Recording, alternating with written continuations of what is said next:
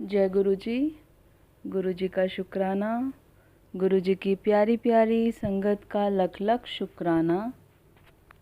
संगत जी, कल हमने महाशिव पुराण कथा रुद्र संहिता तृतीय खंड अध्याय 45 श्रवण किया था, जिसमें हमने श्रवण किया था भगवान शिव का अपने परम सुंदर दिव्य रूप को प्रकट करना, मेना की प्रसन्नता और क्षमा प्रार्थना तथा पूर्वासिनी स्त्रियों का शिव के रूप का दर्शन करके जन्म और जीवन को सफल मानना।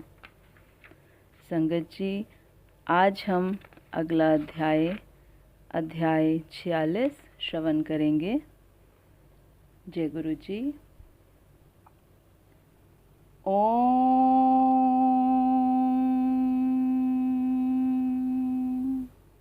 नमः शिवाय। शिवजी सदा सहाय। ओम नमः शिवाय। गुरुजी सदा सहाय। जय गुरु जी। महाशिव पुराण कथा रुद्र संहिता तृतीय खंड अध्याय 46। मेना द्वारा द्वार पर भगवान शिव का परिछन, उनके रूप को देखकर संतोष का अनुभव, अन्यान्य युवतियों द्वारा वर की प्रशंसा, पार्वती का अंबिका पूजन के लिए बाहर निकलना तथा देवताओं और भगवान शिव का उनके सुंदर रूप को देखकर प्रसन्न होना। ब्रह्मा जी कहते हैं, नारद, भगवान शिव प्रसन्नचित हो अपने गणों, समस्त देवताओं तथा अन्य लोगों के साथ कौतूहल पूर्वक गिरिराज हिमवान के धाम में गए। हिमाचल की श्रेष्ठ पत्नी मेना भी उन स्त्रियों के साथ घर के भीतर गईं और शंभू की आरती उतारने के लिए हाथ में दीपकों से सजी हुई थाली लेकर सभी ऋषि पत्नियों तथा अन्य स्त्रियों के साथ आदर पूर्वक द्वार पर आईं। वहां आकर मेना ने संपूर्ण देवताओं से सेवित गिरिजापति महेश्वर शंकर को, जो द्वार पर उपस्थित थे, बड़े प्यार से देखा। उनकी अंग कांति मनोहर चंपा के समान थी। उनके एक मुख और 3 नेत्र थे। प्रसन्न मुखारविंद पर मंद मुस्कान की छटा छा रही थी। वे रत्न और सुवर्ण आदि से विभूषित थे। गले में मालती की माला पहने हुए थे। सुंदर रत्न में मुकुट धारण करने से उनका मुखमंडल उज्ज्वल प्रभा से उद्भासित हो रहा था। कंठ में हार आदि सुंदर आभरण शोभा दे रहे थे। सुंदर कड़े और बाजूबंद उनकी भुजाओं को विभूषित कर रहे थे। अग्नि के समान निर्मल एवं अनुपम, अत्यंत सूक्ष्म, मनोहर, विचित्र एवं बहुमूल्य युगल वस्त्र से उनकी बड़ी शोभा हो रही थी। चंदन, अगर, कस्तूरी और मनोहर कुमकुम के अंगराग से उनके अंग विभूषित थे। उन्होंने हाथ में रत्न में दर्पण ले रखा था और उनके दोनों नेत्र कज्जल से सुशोभित थे। उन्होंने अपनी प्रभा से सबको आच्छादित कर दिया था तथा वे अत्यंत मनोहर जान पड़ते थे। अत्यंत तरुण, परम सुंदर और आभरण भूषित अंगों से सुशोभित थे। कामनियों को अत्यंत कमनीय प्रतीत होते थे। उनमें व्यग्रता का अभाव था। उनका मुखारविंद कोटि चंद्रमाओं से भी अधिक आहदायक था। उनके श्रीअंगों की छवि कोटि कामदेवों से भी अधिक मनोहरिणी थी। वे अपने सभी अंगों से परम सुंदर थे। ऐसे सुंदर रूप वाले उत्कृष्ट देवता भगवान शिव को जमाता के रूप में अपने सामने खड़ा देख मेना की सारी शोक चिंता दूर हो गई।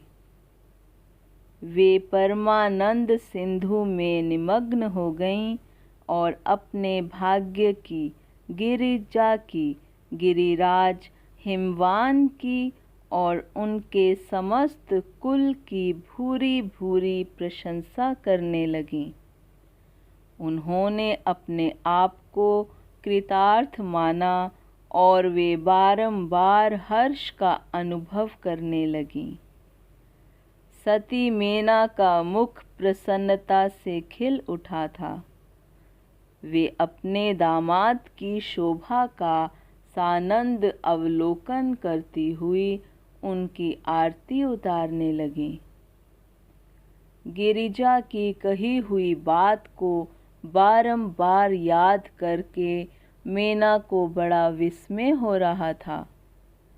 वे हर्षोत्फुल्ल मुखारविंद से युक्त मन ही मन यूं कहने लगीं, पार्वती ने मुझसे पहले जैसा बताया था उससे भी अधिक सौंदर्य मैं इन परमेश्वर शिव के अंगों में देख रही हूँ। महेश्वर का मनोहर लावण्य इस समय अवर्णनीय है। ऐसा सोचकर आश्चर्यचकित हुई मेना अपने घर के भीतर आई। वहां आई हुई युवतियों ने भी वर के मनोहर रूप की भूरी भूरी प्रशंसा की। वे बोलीं, गिरिराज नंदिनी शिवा धन्य हैं, धन्य हैं। कुछ कन्याएं कहने लगीं, दुर्गा तो साक्षात भगवती है। कुछ दूसरी कन्याएं महारानी मेना से बोलीं, हमने तो कभी ऐसा वर नहीं देखा है और ना कभी ध्यान में ही ऐसे वर का अवलोकन किया है। इन्हें पाकर गिरिजा धन्य हो गई। भगवान शंकर का वह रूप देखकर समस्त देवता हर्ष से खिल उठे। श्रेष्ठ गंधर्व उनका यश गाने लगे और अप्सराएं नृत्य करने लगीं। बाजा बजाने वाले लोग मधुर ध्वनि में अनेक प्रकार की कला दिखाते हुए आदर पूर्वक भांति भांति के बाजे बजा रहे थे। हिमाचल ने भी आनंदित होकर द्वारोचित मंगलाचार किया। समस्त नारियों के साथ मेना ने भी महान उत्सव मनाते हुए वर का परिछन किया। फिर वे प्रसन्नतापूर्वक घर में चली गईं। इसके बाद भगवान शिव अपने गणों और देवताओं के साथ अपने को दिए गए स्थान जनवास से चले गए। इसी बीच में गिरिराज के अंतःपुर की स्त्रियां दुर्गा के साथ कुल देवी की पूजा के लिए बाहर निकलीं।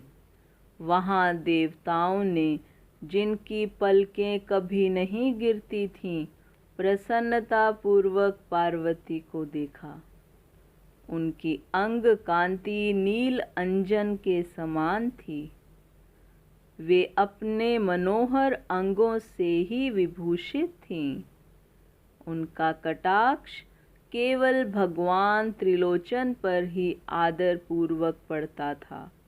दूसरे किसी पुरुष की ओर उनके नेत्र नहीं जाते थे। उनका प्रसन्न मुख मंद मुस्कान से सुशोभित था। वे कटाक्षपूर्ण दृष्टि से देखती थीं और बड़ी मनोहरिणी जान पड़ती थीं। उनके केशों की चोटी बड़ी ही सुंदर थी। कपोलों पर बनी हुई मनोहर पत्रभंगी उनकी शोभा बढ़ाती थी। ललाट में कस्तूरी की बेंदी के साथ ही सिंदूर की बिंदी शोभा दे रही थी। वक्षस्थल श्रेष्ठ रत्नों से सारभूत हार से दिव्य दीप्ति छिटक रही थी। रत्नों के बने हुए केयूर, वलय और कंकड़ से उनकी भुजाएं अलंकृत थीं। उत्तम रत्नमय कुंडलों से उनके मनोहर कपोल जगमगा रहे थे। उनकी दंत पंक्ति मणियों तथा रत्नों प्रभा की छीने लेती थीं और मुख की शोभा बढ़ाती थीं। मधु से पूरित अधर और ओष्ठ बिंब फल के समान लाल थे। दोनों पैरों में रत्नों की आभा से युक्त महावर शोभा देता था। उन्होंने अपने एक हाथ में रत्न जटित दर्पण ले रखा था और उनका दूसरा हाथ क्रीड़ा कमल से सुशोभित था। उनके अंगों में चंदन, अगर, कस्तूरी और कुमकुम का अंगराग लगा हुआ था। पैरों में पायजेब बज रहे थे और वे अपने लाल लाल तलुओं के कारण बड़ी शोभा पा रही थीं। समस्त देवता आदि ने जगत की आदि कारणभूता जग जननी पार्वती देवी को देखकर भक्ति भाव से मस्तक झुका मेना सहित उन्हें प्रणाम किया। त्रिलोचन शिव ने भी बड़ी प्रसन्नता के साथ कंखियों से उन्हें देखा और उनमें सती की आकृति देखकर अपनी विरह वेदना को त्याग दिया। शिवा पर आंखें गड़ाकर भगवान शिव उस समय सब कुछ भूल गए। उनके सारे अंगों में रोमांच हो गया। वे हर्ष का अनुभव करते हुए गौरी की ओर देखने लगे। गौरी उनकी आंखों में समा गई थी। इधर काली पुरी से बाहर जाकर अंबिका देवी की पूजा करने के पश्चात ब्राह्मण पत्नियों के साथ पुनः अपने पिता के रमणीय भवन में लौट आईं। भगवान शंकर भी मुझ ब्रह्मा, विष्णु तथा देवताओं साथ हिमाचल के बताए हुए अपने नियत स्थान पर प्रसन्नता पूर्वक गए। वहाँ गिरिराज के द्वारा नाना प्रकार की सुंदर समृद्धि से सम्मानित हुए वे सब लोग सुखपूर्वक ठहर गए और भगवान शिव की सेवा करने लगे। इति श्री महाशिव पुराण कथा रुद्र संहिता तृतीय खंड अध्याय 46 समाप्त। संगत जी, आज का अध्याय यहीं पर संपन्न होता है। जय गुरु जी। संगत जी, अब आरती का समय है। जय गुरु जी। ओम जय शिव ओमकारा, स्वामी हरे शिव ओमकारा, ब्रह्मा विष्णु सदा शिव, बोले भोलेनाथ महादेव, अर्धांगी धारा, ओम जय शिव ओमकारा। एकानन चतुरानन पंचानन राजे, स्वामी पंचानन राजे, हंसानन गरुड़ासन, वृषवाहन साजे, ओम जय शिव ओंकारा। दो भुज चार चतुर्भुज, 10 भुज ते सोहे, स्वामी 10 भुज ते सोहे, तीनों रूप निरखता, त्रिभुवन जन मोहे, ओम जय शिव ओंकारा। अक्षमाला बनमाला, मुंडमाला धारी, स्वामी मुंडमाला धारी, चंदन मृग मद चंदा, भोले शुभकारी, ओम जय शिव ओंकारा। श्वेतांबर पीतांबर, बाघांबर अंगे, स्वामी बाघांबर अंगे, सनकादिक ब्रह्मादिक भूतादिक संगे, ओम जय शिव ओंकारा। कर के मध्य कमंडल, चक्र त्रिशूल धरता, भोले चक्र त्रिशूल धरता, जग करता जग हरता, जग पालन करता, ओम जय शिव ओंकारा। त्रिगुण शिव जी की आरती, जो कोई नर गावे, स्वामी प्रेम सहित गावे, कहत शिवानंद स्वामी, कहत हरि हरे स्वामी, मनवांछित फल पावे, ओम जय शिव ओंकारा। ओम जय शिव ओंकारा, स्वामी हरे शिव ओंकारा, भोले पार्वती का प्यारा, ब्रह्मा विष्णु सदा शिव, बोले भोलेनाथ महादेव, अर्धांगी धारा, ओम जय शिव ओंकारा।